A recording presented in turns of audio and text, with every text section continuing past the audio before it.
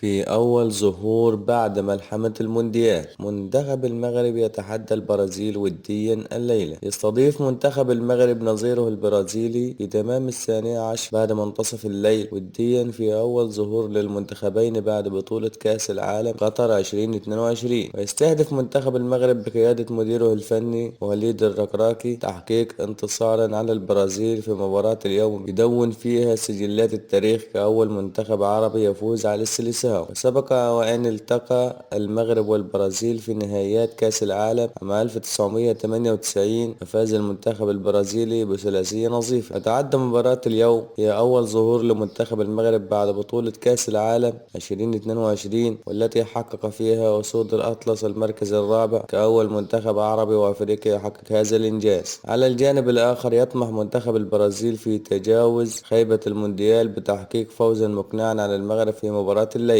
كان منتخب البرازيل ودع بطولة كأس العالم 2022 من الدور ربع النهائي على يد منتخب كرواتيا. ويقود رامون مينزيز منتخب البرازيل مؤقتا خلف المدرب تيتي الذي تقدم باستقالته عقب وداع المونديال.